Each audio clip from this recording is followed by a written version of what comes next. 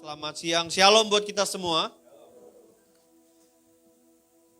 Hari ini kita akan belajar firman Tuhan di dalam tema yang baru di bulan Agustus, yaitu janji Tuhan tentang kekuatan.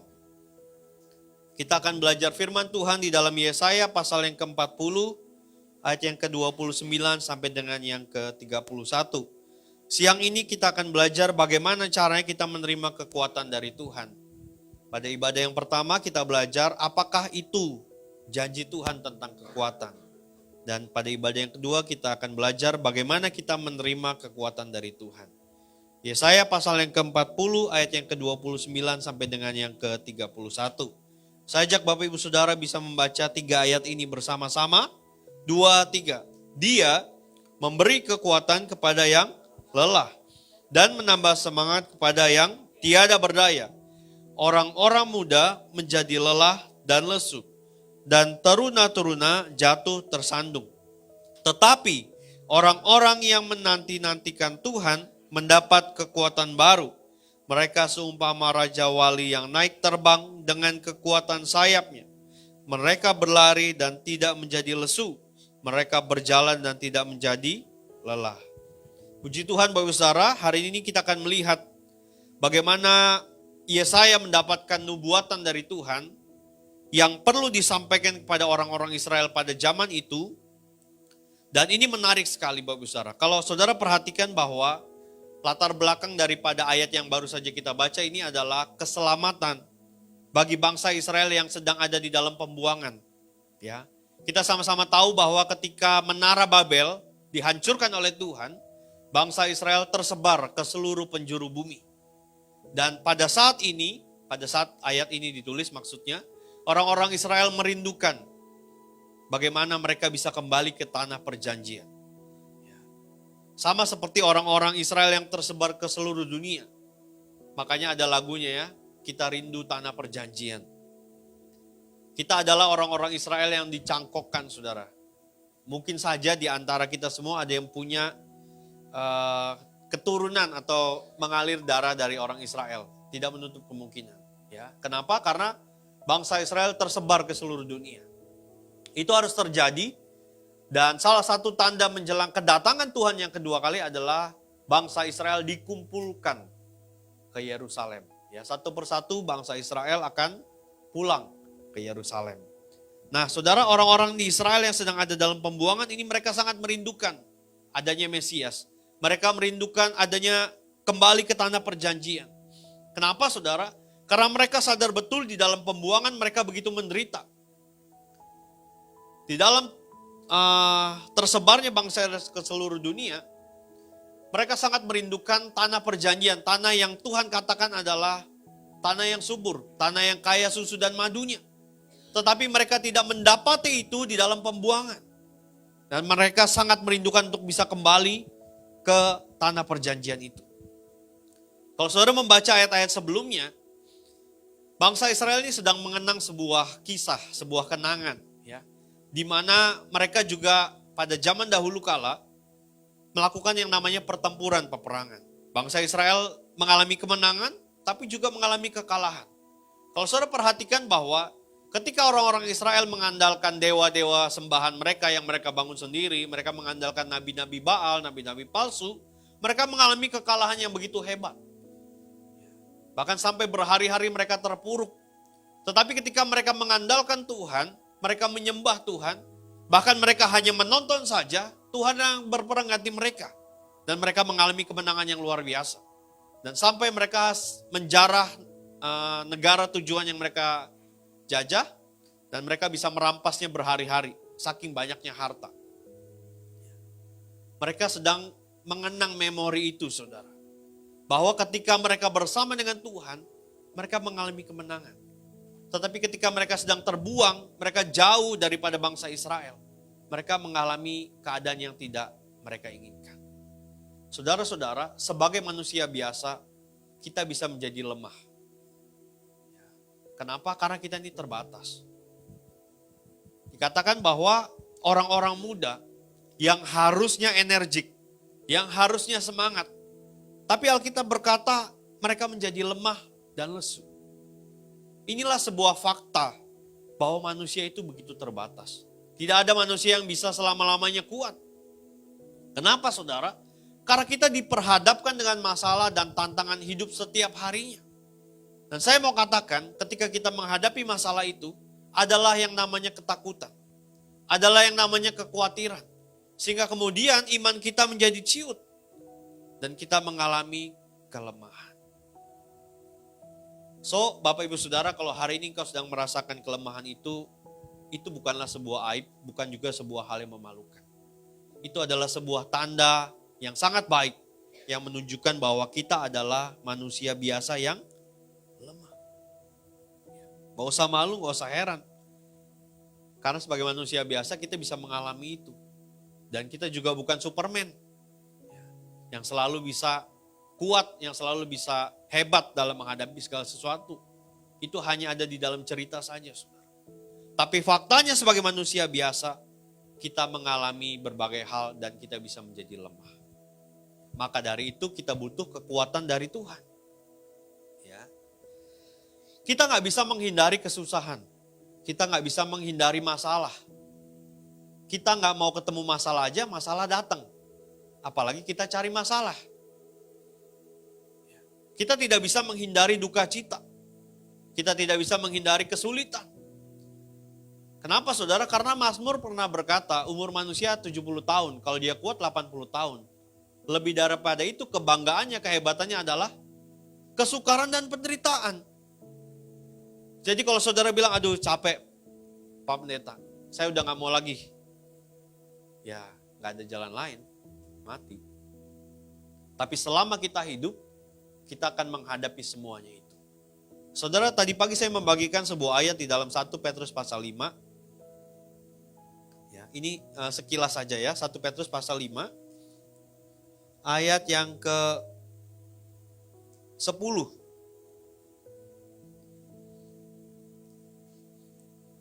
Firman Tuhan berkata begini, dan Allah, sumber segala kasih karunia, yang telah memanggil kamu dalam Kristus kepada kemuliaan-Nya yang kekal, akan, catat baik-baik, melengkapi, meneguhkan, menguatkan, dan mengokohkan kamu, garis bawahi, sesudah kamu menderita seketika lamanya. Saudara-saudara kasih Tuhan, Alkitab jelas berkata bahwa Tuhan akan memberikan pembelaan, pertolongan, dan lain sebagainya, sesudah kita menderita, ada waktunya, seketika. Jadi masalah yang Tuhan izinkan terjadi dalam hidup kita hanya seketika saja waktunya. Seringkali memang kita nggak sabar. Kok kayaknya lama betul. Kok kayaknya nggak selesai-selesai. Tetapi Alkitab berkata itu hanya seketika saja lamanya. Hanya sementara saja. Ya. So jangan menyerah Bapak Saudara. Ya, tetap kuat. Dan hari kita akan belajar bagaimana kita menerima kekuatan dari Tuhan. Yang pertama saudara, supaya kita bisa menerima kekuatan dari Tuhan adalah kita mengakui kelemahan dan keterbatasan. Ini penting. Ya.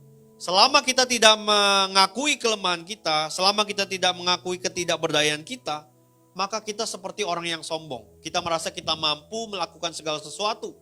Dan Alkitab jelas berkata, Allah menentang orang-orang yang congkak. Allah menentang orang-orang yang tinggi hatinya. Seringkali kita merasa malu ya, gengsi. Mau minta tolong Tuhan aja kadang gak mau ngomong. Padahal kita sedang butuh sesuatu, harusnya kita bisa berdoa, Tuhan saya butuh, misalnya saya butuh tempat tinggal yang lebih layak. Tapi karena kita merasa gengsi, kita merasa nggak mau ngomong ya, kita berharap Tuhan tuh tahu maksud kita. Padahal memang Tuhan tahu. Tapi seringkali saudara ketika kita berdoa, Tuhan ingin kita memberikan pengakuan, memberikan pernyataan apa sih sebenarnya yang ada dalam hati kita. Sekalipun dia sudah tahu, karena dia Allah yang maha tahu. Ya. Kalau saudara sedang sedih, bahkan saudara mungkin sedang kesel sama orang, ya, mungkin marah sama orang, Tuhan kan tahu. Tapi waktu kita berdoa kita juga bisa cerita sama Tuhan, Tuhan saya kesel sama si ini. Habis soalnya dia begini sih Tuhan. Enggak apa-apa. Tapi seringkali itu susah keluar dari mulut kita. Sama halnya dengan kita mengakui kelemahan dan keterbatasan kita, rasanya sulit mengungkapkan itu. Dan jelas Alkitab katakan, terkutuklah orang yang mengandalkan manusia. Mengandalkan kekuatannya sendiri. Tapi diberkatilah orang yang mengandalkan Tuhan. Oleh sebab itu kita perlu belajar mengakui kelemahan dan keterbatasan kita, saudara. Ya, karena dalam sebuah pengalaman ya yang dialami oleh Rasul Paulus, di mana dalam segala kehebatannya diakui oleh seluruh dunia. Dia seorang rasul yang hebat, banyak tulisan-tulisannya yang luar biasa. Dia seorang yang sangat pintar dan jenius. Tetapi ternyata Tuhan izinkan ada duri di dalam dagingnya. Tapi dalam keadaan yang seperti itu Tuhan berkata, dalam kelemahan kuasa Tuhan menjadi sempurna. Tapi Paulus dengan jujur mengakui, Tuhan ini ada duri dalam daging. Kalau boleh aku ingin cabut. Kalau boleh Tuhan cabut. Tapi ternyata Tuhan tetap izinkan itu ada dalam diri Paulus. Supaya apa? Supaya kuasa Tuhan nyata dalam kehidupan Paulus dengan sempurna. Saudara, selama kita merasa kita dalam keadaan yang baik, kita bisa menjalani keseharian kita tanpa perlu berdoa. Betul? Coba saudara gak berdoa sehari. Bisa gak? Bisa. Bukan gak bisa, bisa. Saudara bangun pagi gak usah berdoa, bisa. Saudara keluar rumah gak usah berdoa, bisa. Saudara mau makan gak usah berdoa, bisa. Sepertinya seolah-olah hidup tetap berjalan. Tapi ketahuilah saudara, itu tidak akan selama-lamanya. Kenapa? Karena orang yang sombong pasti akan hancur. Sama halnya ketika saudara membangun usaha, membangun bisnis. Kita bisa membangun semuanya dengan kepintaran kita. Bahkan mungkin kita bisa berhasil melejit dalam waktu cepat, bisa. Tapi jangan lupa saudara, kita juga bisa hancur dalam waktu yang cepat. Itulah kenapa kita perlu menyadari bahwa kita ini adalah manusia yang lemah dan terbatas. Kita menganggap segala sesuatu itu dapat kita atur, dapat kita kendalikan. Seolah-olah tanpa Tuhan semuanya bisa berjalan. Saudara masih ingat contoh yang paling mudah adalah pandemi COVID-19 ini. Ini adalah bukti bahwa manusia itu begitu lemah dan begitu terbatas. Tidak peduli siapapun saudara, jenis kelamin apapun, berapapun harta yang saudara punya, ganteng cantiknya, nggak peduli. Semua bisa kena dan bisa saja meninggal. Saudara masih ingat waktu pandemi awal 2020? Begitu banyak orang borong barang-barang di supermarket, masker, sanitizer, susu beruang dan lain sebagainya. Vitamin-vitamin lenyap. Itu adalah bukti bahwa kita ini manusia yang begitu lemah dengan ketakutan dan kekhawatiran. Kalau saudara merasa saudara kuat, harusnya nggak usah beli. Tapi buktinya kita memerlukan semuanya itu kenapa? Karena kita bijaksana. Ada juga orang-orang yang berkata, saya udah lewat 2022, saya nggak kena COVID tuh. Dengan bangganya dia ngomong, itu karena saya pakai masker. Itu karena saya rajin cuci tangan. Tapi sebenarnya yang dia tidak ketahui adalah pembelaan Tuhan dalam hidupnya. Memang kita nggak bisa lihat, sama seperti virusnya kita nggak bisa lihat. Tapi yang kita tahu adalah kuasa Tuhan itu bekerja dalam hidup kita. Mungkin kalau saudara pernah mengalami COVID atau mungkin anggota keluarga kita yang kena COVID, atau mungkin di awal-awal 2021 dan pertengahan 2021 di mana puncaknya tinggi-tingginya, mungkin ada nggak dari antara saudara yang berdoa, Tuhan kalau boleh jangan sampai kena? Ada yang berdoa begitu nggak? Kalau boleh Tuhan jangan sampai, kalau udah kena jangan sampai meninggal, jangan sampai kena sesuatu yang parah. Benar nggak saudara? Malah mungkin ada juga yang berjanji, Tuhan aku mau sungguh-sungguh dah Tuhan kalau Tuhan sembuhkan. Aku mau rajin dah Tuhan. Tapi pertanyaannya saudara, setelah semuanya berlalu, apakah kita masih ingat dengan janji itu? Apakah kita masih punya kerinduan yang sama supaya Tuhan menyembuhkan kita dan kemudian kita mau sungguh-sungguh melayani Tuhan setelah Tuhan sembuhkan? Rasa-rasanya udah lupa ya. Rasa-rasanya kalau pandemi ini udah selesai, kita kembali lagi kepada manusia lama kita. Hidup dengan ya udah sejalannya aja. Kita lupa bahwa kita kemarin-kemarin tuh berseru, Tuhan tolong selamatkan. Tuhan tolong bela. Tuhan aku mau serius, aku mau sungguh-sungguh Tuhan. Aku gak mau jatuh bangun lagi Tuhan. Tapi setelah itu semua berlalu, apakah kita masih memiliki sense yang sama? Belum tentu. Saya berdoa kalau saudara flashback kehidupan sampai saudara ada di hari ini. Begitu banyak masalah yang saudara sudah lalui. Ingatlah bahwa itu adalah kekuatan dari Tuhan. Ya. Mungkin pada awalnya kita merasa kita nggak sanggup. Rasanya kok masalah ini berat. Rasanya kok sulit, mustahil. Rasanya kok masalah ini nggak ada jalan keluarnya. Tapi ketika kita berdoa, kita meminta pertolongan Tuhan. Waktu yang seketika lamanya itu berlalu dan toh akhirnya kita bisa melaluinya. Sama seperti pandemi COVID-19. Kebanyakan orang mengalami begitu ketakutan. Tapi toh akhirnya kita bisa lewati. Apakah karena kita kuat? Karena kita hebat? Karena kita rajin pakai masker? Bukan, saudara. Karena tangan Tuhan yang menolong hidup kita. Itu yang seringkali kita lupakan. Kita lebih menonjolkan diri kita yang sudah melakukan berbagai persiapan. Saya masih ingat betul, saudara, saya mendampingi keluarga yang sedang menunggu keluarganya menghembuskan detik-detik terakhir nafasnya. Kami di ruangan kaca, karena kami melihat pasiennya, ya di layar monitor angkanya terus menurun. Saya cuma bilang, kuat ya, kuat ya. Berapapun harta yang saudara punya, tidak pernah bisa membeli nyawa yang saudara miliki. Satu persatu angkanya terus turun. Saya cuma bilang kuat ya Pak, kuat ya. Orang tua yang mereka kasihi harus berpulang karena COVID. Itu fakta. Kita benar-benar tidak bisa mengubah sesuatu dalam hidup ini. Semuanya sangat serba terbatas. Begitupun juga kita. Bahkan kita juga nggak tahu apa yang terjadi 1 dan 2 jam ke depan. Kita benar-benar nggak mengerti. Itulah kelemahan kita. Dan kita harus belajar mengakuinya secara jujur. Pernahkah saudara dalam hidupmu, engkau merencanakan berbagai hal, tapi ternyata rencanamu tidak terjadi. Dan yang terjadi justru adalah rencana yang lain. Itu pun juga baik. Karena Tuhan lebih tahu daripada kita. Kita pinginnya A, tapi kok yang terjadi B. Itu pun juga kehendak Tuhan. Kalau saudara bingung, apa ya contohnya? Gini. Kalau saudara sudah menikah, saudara kan pernah pacaran dulu kan.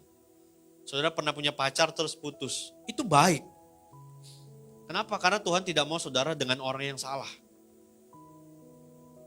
Contohnya ngerti ya, kalau contoh ini ngerti ya. Sampai dengan saudara menemukan seorang yang tepat yang saudara pilih untuk saudara nikahi.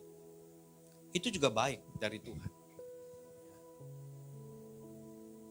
Saudara, ada begitu banyak hal yang terjadi dalam hidup kita. Seringkali kita lupakan. Kenapa? Karena sudah lewat. Coba kalau ada penyakit baru nih depan nih, cacar monyet, menggila. Itu kan mirip kayak kusta ya. Saudara berdoa gak minta tolong Tuhan? Berdoa dong, saya juga berdoa lah. Berdoa gak supaya jangan kena? Pasti berdoa. Tapi begitu udah selesai, dan kita gak kena, kita bilang apa? Terima kasih Tuhan. Yang benar. Iyalah, harusnya bilangnya terima kasih Tuhan ya. Bukan karena, oh iya jelas dong, kan saya di rumah aja. Gak kemana-mana ya, pasti gak kena lah. Bukan itu jawabannya saudara. Yang benar adalah Tuhan terima kasih. Pandemi sudah berlalu, saya masih tetap sehat. Itu bukti pemeliharaan Tuhan. Satu hal yang saya syukuri saudara waktu saya kena COVID adalah saya tidak mengalami efek jangka panjang. Bayangin saudara kalau waktu kena COVID ternyata ada efek jangka panjang. Paru-parunya rusak. Mau gimana coba? Kita pikir kita masih kuat, kita pikir kita masih hebat. Tapi bayangkan saudara, ketika Tuhan izinkan taruh ganjelan sedikit di paru-paru. Napasnya gimana? Itu yang seringkali kita lupakan. Itu yang seringkali kita anggap sepele. Kenapa? Karena itu sudah menjadi sebuah hal yang biasa. Kita hidup, kita bernafas, kita makan, kita pergi, dan lain sebagainya. Kita menganggap seolah-olah tidak ada campur tangan Tuhan sekalipun, semuanya bisa berjalan. Yang paling sering saya ambil kasih contoh adalah ketika kita keluar dari rumah. Kita pergi ke tempat kerja atau ke tempat usaha. Lalu kita bisa kembali pulang ke rumah dengan selamat tanpa kekurangan apapun. Pasti dengan bangganya kita berkata, ya jelas dong saya kan nyetirnya hati-hati. Ya jelas dong karena saya kunci pintu dan lain sebagainya. Ya jelas dong karena saya pakai helm. Karena Tuhan menjaga dan melindungi kita. Itu yang seringkali kita anggap biasa.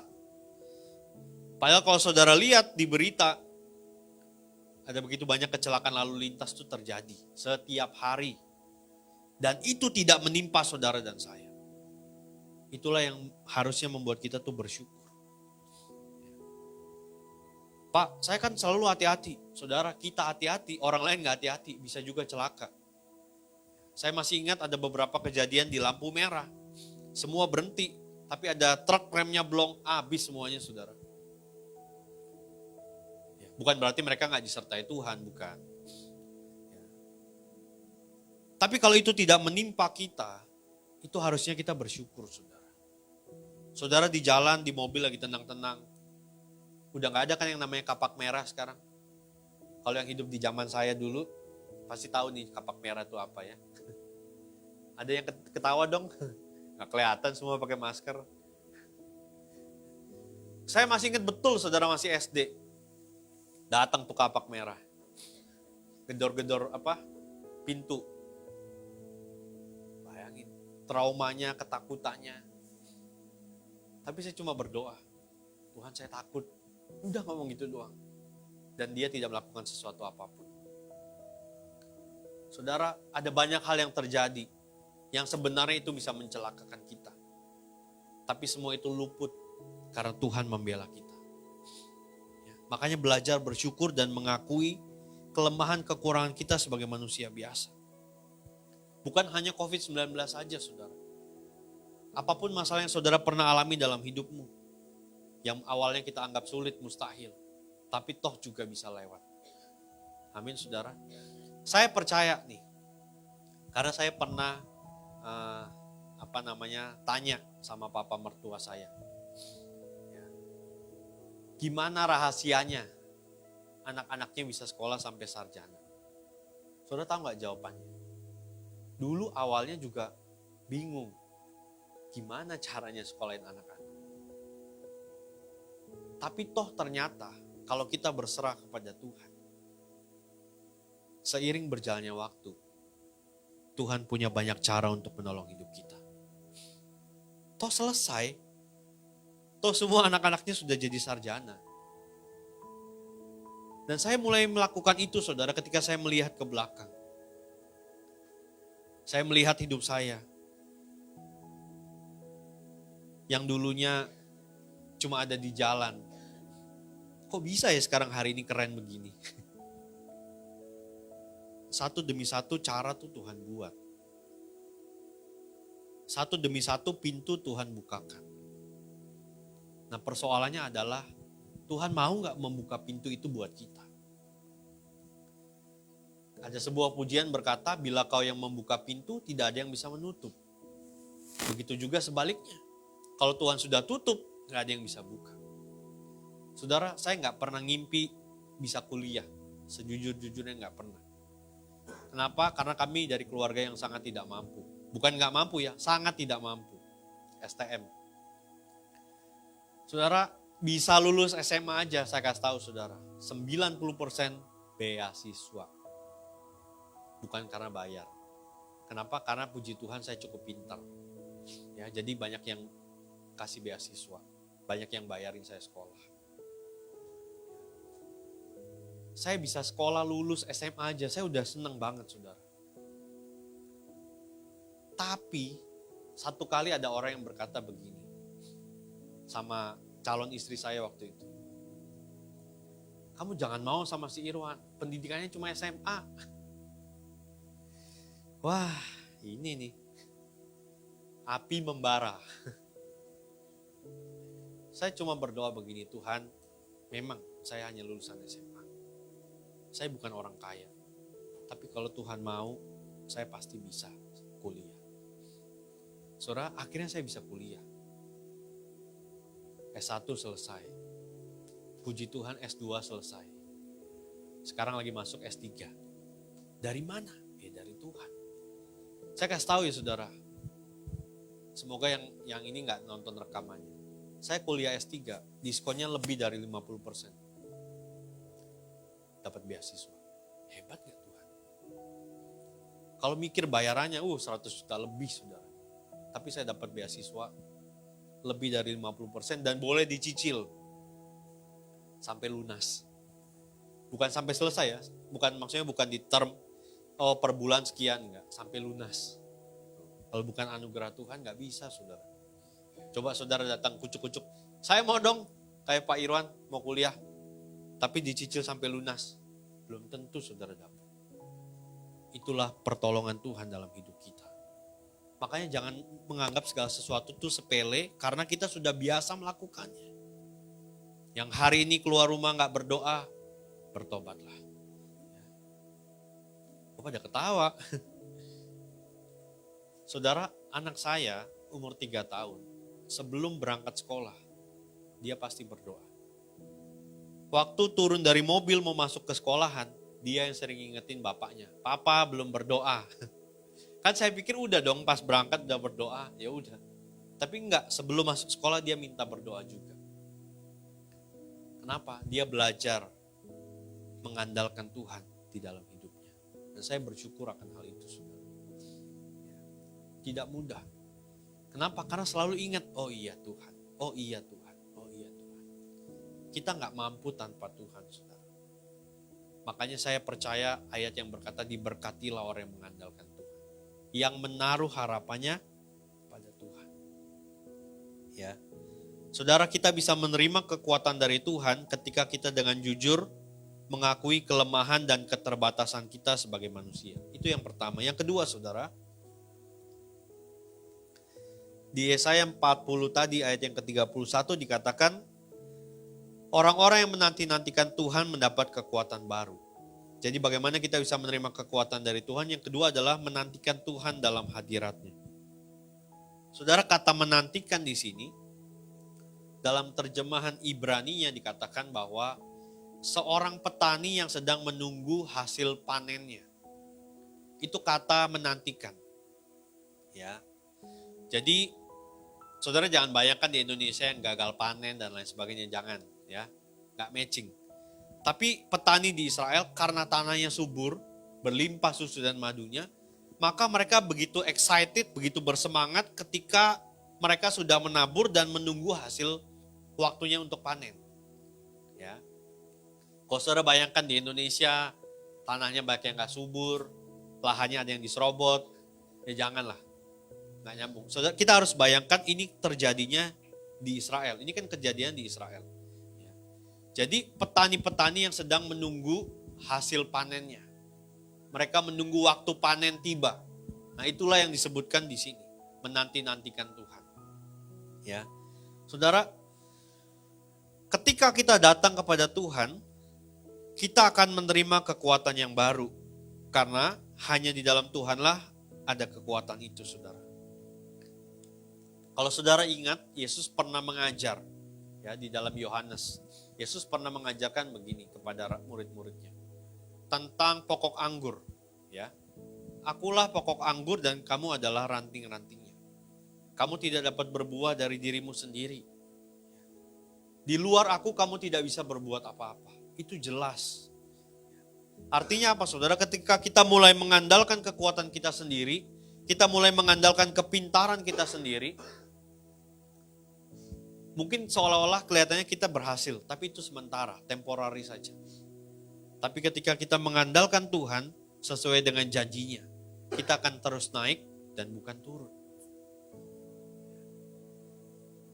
Di luar Tuhan kita nggak bisa berbuat apa-apa. Maka bagian yang kedua adalah kita menantikan Tuhan dalam hadiratnya. Saudara, ada sebuah kalimat idiom berkata begini. Doa adalah kekuatan orang percaya. Ya, saudara mungkin pernah dengar kalimat ini.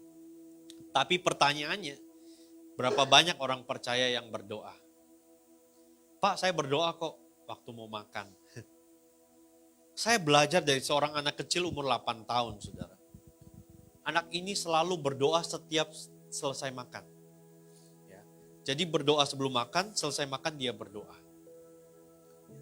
Kalau saudara perhatikan saudara-saudara kita yang beragama Buddhis, mereka juga melakukan itu, saudara. Saya sampai hari ini mencoba, masih sering lupa. Kenapa? Karena makanannya udah enak, udah selesai ya udah. Tapi saya belajar jadi seorang anak kecil umur 8 tahun. Selesai makan, dia berdoa, Tuhan terima kasih. Masih bisa makan, masih bisa ngerasa makanan, dan bisa kenyang. Amin. Selesai. Doanya sederhana, saudara. 8 tahun. Ya. Tapi saya belajar, oh iya, perlu bersyukur. Siapa yang di sini selesai makan berdoa? Sama-sama lah kita belajar ya. Saya juga belajar. Banyak orang Kristen meremehkan tentang doa. Ya, bangun pagi nggak berdoa, pergi nggak berdoa, ya nggak apa-apa. Ya, makanya nggak heran kalau kemudian dia berkata bahwa kok hidupku gini-gini aja. Bosen, jenuh, capek. Kenapa? Karena nggak ada Tuhan di dalamnya. Tapi kalau kita belajar, berdoa, mengandalkan Tuhan, berkomunikasi dengan Tuhan, hidupmu luar biasa kok. Gak ada yang amin. Hidupmu akan berwarna. Bukan cuma nano-nano aja yang warna-warni. Kok warna-warni? Apa? Asam manis. Rame rasanya. Bukan, saudara.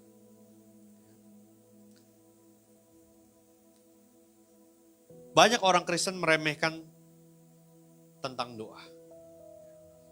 Buktinya kalau ada acara doa, gak serame acara Natal. Betul apa benar? Benar, kalau kita itu dalam Tuhan gak ada yang kebetulan. Yang ada kebenaran. Ya pastor ya. Saudara, banyak orang meremehkan soal doa ini. Ya. Karena apa? Karena merasa semuanya bisa berjalan tanpa berdoa. Betul saya katakan. Semua bisa berjalan tanpa kita berdoa. Tapi jangan lupa satu hal. Berapa banyak saudara ingin masuk surga? Coba angkat tangan. Gimana caranya saudara masuk surga kalau saudara gak pernah ngomong sama yang punya kuncinya? Saudara mau masuk surga, tapi yang punya kuncinya saudara gak pernah mau ajak ngomong. Contoh. Saya sama Bu Shirley. Saya gak pernah kenal sama Bu Shirley, gak pernah ngobrol. Tiba-tiba saya mau masuk rumahnya. Bu, saya mau masuk rumahnya. Dikasih gak? Enggak, ya sama. Saudara mau masuk surga, ajak ngobrol sama yang punya kuncinya. Halo? Kalau saudara gak pernah berdoa, terus saudara mau masuk surga, siapa yang mau bukain? Ingat, di surga tidak ada calo.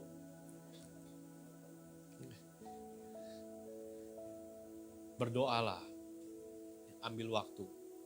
Kalau bilang gak sempat, ya bangunnya lebih pagi. Gitu. Saudara, kita juga bisa mendapat kekuatan ketika kita membaca firman Tuhan. Karena di dalam firman Tuhan itu terdapat banyak janji Tuhan yang akan memberi kita kekuatan. Karena tidak ada janji Tuhan yang tidak terjadi atau tergenapi dalam hidup kita. Semuanya pasti akan terjadi. Makanya baca firman Tuhan. Siapa yang sudah selesai baca firman Tuhan? Gak usah angkat tangan. Nanti malu yang belum. Bacalah firman Tuhan. Kalau saudara bilang saudara cinta Tuhan, bacalah firman Tuhan. Kalau saudara sayang sama pasangan kan saudara pasti kepingin cepet-cepet buka kalau ada WhatsApp-nya, ya enggak? Kalau ada pesan dari dia atau kalau ada telepon dari dia, benar enggak? Begitu juga kalau kita bilang kita cinta Tuhan, kita kan pasti kepingin tahu apa sih hatinya Tuhan, apa sih yang Tuhan mau. Saudara yang sudah menikah atau mungkin saudara pernah punya pasangan, ya, saudara kan pasti akan berusaha untuk menjadi yang terbaik buat pasangan kita. Betul enggak? Ya. Gimana kita bisa mengambil hatinya, gimana supaya hatinya senang, gimana supaya dia bisa tetap memberikan seluruh cintanya buat kita. Betul enggak? Ini pernah punya pasangan apa enggak sih? Saya jadi bingung. Sama halnya dengan kita kepada Tuhan. Kalau kita mau menyenangkan Tuhan, kita harus tahu dong hatinya Tuhan itu seperti apa. Bagaimana cara mengenali Tuhan ya dari firman Tuhan ini, makanya kita perlu baca. Dalam firman Tuhan terdapat banyak janji yang akan memberikan kekuatan kepada kita. Ada lagi cara yang lain, saudara. Nyanyi. Pastor, suara saya fales. Ya nggak apa-apa. Toh juga nanti di surga apa yang kita lakukan? Memuji menyembah Tuhan. Mau suaranya fales, mau nadanya nggak pas, ya biarin aja. Di surga itu yang kita kerjakan kok. Dan ketahuilah, Tuhan tuh mencari penyembah-penyembah benar. Bukan penyembah-penyembah yang bagus. Bukan. Makanya baca firman Tuhan, supaya kita gak salah paham. Tuhan mencari penyembah benar yang menyembah dalam roh dan kebenaran. Bukan yang suaranya bagus, bukan yang skill main musiknya jago. Enggak. Tuhan mencari penyembah yang menyembah Dia dalam roh dan kebenaran. Jadi gak usah pusing mau suaranya mengganggu tetangga, biarin aja. Boro-boro nyanyi pastor batuk aja fales. Saudara, ketika kita memuji Tuhan, ketika kita menyembah Tuhan, ya, saya percaya pujian itu tidak diciptakan secara asal-asalan. Ya.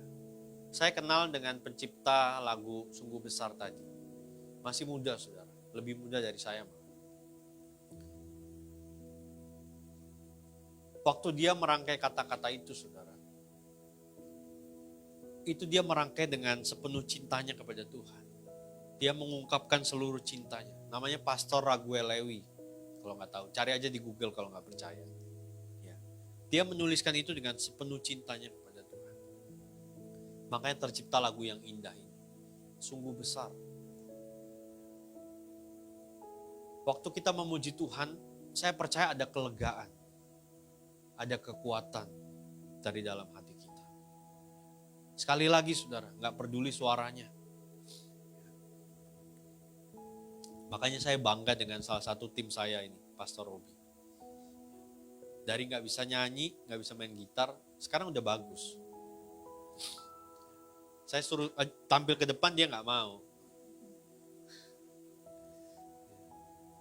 Nanti soundnya yang jelek mesti diganti memang. Kalau fals berarti soundnya yang jelek. Jangan khawatir. Ambil waktu untuk menyembah Tuhan secara pribadi. Kenapa? Karena Alkitab berkata jelas. Tetapi orang-orang yang menanti-nantikan Tuhan akan mendapat kekuatan baru. Kita mau kuat, kita mau hebat, tapi kalau kita gak pernah menantikan Tuhan, gak bisa. Ada satu ayat berkata gini, di dalam tinggal tenang dan percaya terletak kekuatan. Dalam tinggal tenang itu maksudnya apa? Dalam hadirat Tuhan. Dalam hadirat Tuhan kita memperoleh kekuatan, ketenangan, kedamaian, sukacita. Saya bersyukur bahwa Tuhan mengangkat seorang yang bernama Daud. Daud tuh seorang biasa, tukang gembala, kambing domba. Dia bukan orang hebat, lulusan sarjana mana enggak. Dia enggak sehebat Paulus, dia seorang biasa. Dia juga enggak pintar berperang. Cuma gaya-gayaan doang dia waktu ngadepin Goliat. Siapa sih itu? Saudara pikir Daud tuh waktu ngadepin Goliat dia pintar berperang? Enggak, saudara. Dia tuh hanya biasa. Kalau ada singa yang mau nerkam kambing atau dombanya, dia lawan. Udah itu doang. Kelihatannya sepele kan, makanya keluarganya meremehkan dia. Ada satu orang lagi tuh yang lagi gembalain kambing domba. Tapi ketika Daud melakukan tugasnya dengan setia, dengan sungguh-sungguh, itu bisa dipakai Tuhan untuk melakukan sesuatu yang besar. Yang akhirnya bisa mengalahkan Filistin. Sama halnya dalam hidup kita, Bapak Ibu Saudara. Ketika hal-hal yang mungkin Bapak Ibu Saudara anggap, ini hal yang sepele, hal yang biasa. Tapi kalau kita lakukan dengan sungguh, dengan keseriusan, Tuhan bisa pakai itu untuk melakukan sesuatu yang besar dalam hidupmu. Ya. Makanya Kolose pasal 3:23 berkata, segala sesuatu lakukan seperti untuk Tuhan, bukan untuk manusia. Saya masih ingat betul saudara tahun 2010 2011, saya ngelamar kerja jadi guru di sekolahan. Saya juga nggak ngerti kenapa saya harus jadi guru. Dan puji Tuhan nggak lama, hanya 1-2 semester saja saya jadi guru. Lalu kemudian saya kerja jadi admin gudang 2011, 2012, setahun juga. Saya melewati semua itu yang saya nggak mengerti, tapi saya melakukan semuanya dengan sungguh-sungguh. Dan saya nikmati sekarang, saudara. Kenapa saya harus jadi guru? Karena saya sekarang ini perlu mengajar, Bapak Ibu Saudara. Kalau saya nggak pernah jadi guru, gimana cara saya mengajar jemaat? Kalau saya nggak pernah jadi admin gudang, gimana cara saya bisa mengatur segala sesuatu di gereja ini secara administratif dengan rapi dan tertib? Pada waktu itu saya nggak mengerti kenapa saya harus melalui fase itu. Tapi ketika saya melakukan dengan sungguh-sungguh, hari ini saya ngerti. Makanya di dalam surat Paulus kepada jemaat di Roma berkata gini, kita tahu sekarang bahwa Allah turut bekerja. Taunya kapan? Sekarang. Bukan pada waktu ngadepin masalahnya. Bukan pada waktu menghadapi sesuatu yang kita nggak mengerti. Tapi setelah semuanya selesai, baru kita bilang, kita tahu sekarang. Hari ini saya ngerti, oh kenapa waktu itu Tuhan izinkan ngalamin itu. Jadi ketika saudara sudah melewati semuanya, dan saudara mengerti maksud Tuhan, barulah kita bisa bilang, oh gitu toh. Itu saudara. Jadi belajarlah untuk berdiam di dalam hadirat Tuhan, menantikan Tuhan. Kita bisa berdoa, kita bisa membaca, merenungkan firman Tuhan, kita juga bisa memuji Tuhan, bernyanyi. Saya mengagumi seorang hamba Tuhan, saya nggak perlu sebutkan namanya, tapi awalnya dia tidak punya suara yang bagus, ya, tapi dia jago main keyboard. Dia menyembah Tuhan dengan permainan keyboardnya, sampai akhirnya saudara, lama-kelamaan suaranya menjadi indah, menjadi bagus untuk didengar. Dan sekarang dia melayani praise and worship. Jadi dia melayani ibadah doa. Dia main keyboard sekaligus sambil nyanyi. Dan banyak orang diberkati lewat ibadah itu, termasuk saya. Awalnya dia nggak bisa nyanyi, suaranya agak-agak fals lah. Tapi sekarang ketika dia rajin menyembah Tuhan, memuji Tuhan dengan alat musiknya, dia bisa menjadi berkat bagi banyak orang lewat pujian itu. Dan saya percaya banyak orang dikuatkan lewat pelayanannya. Begitu juga dengan kita, Bapak Besar. Ya. Tidak ada cara lain untuk kita bisa terima kekuatan dari Tuhan selain kita berdiam diri di dalam hadirat-Nya. Ya, gak usah lihat jam. Wah, udah lama kayaknya baru 15 menit. Nikmati saja. Bahkan saya kasih tips ya saudara. Kalau saudara mungkin pikir, aduh Pak, suara saya gak enak didengar. Saudara cukup diam dalam hati saja. Kunci pintu kamar sendiri dalam kamar, duduk, kunci pintu. Saudara diam aja. Mungkin saudara ngomong dalam hati, Tuhan, aku kangen. Sesederhana itu aja saudara. Tuhan bisa menghampiri saudara dan memberi kekuatan. Ya persoalannya kita mau atau enggak, udah itu aja. Ya, jadi bagaimana kita bisa menerima kekuatan dari Tuhan? Yang pertama adalah dengan kita mengakui kelemahan dan keterbatasan kita. Dan yang kedua, kita menantikan Tuhan di dalam hadirat-Nya. Saya berdoa, biarlah firman Tuhan pada hari ini memberkati Bapak Saudara. Seperti Rasul Paulus berkata kepada jemaat di Filipi, segala perkara dapat kutanggung di dalam Yesus yang memberi kekuatan kepadaku. Tuhan Yesus memberkati kita semua. Amin.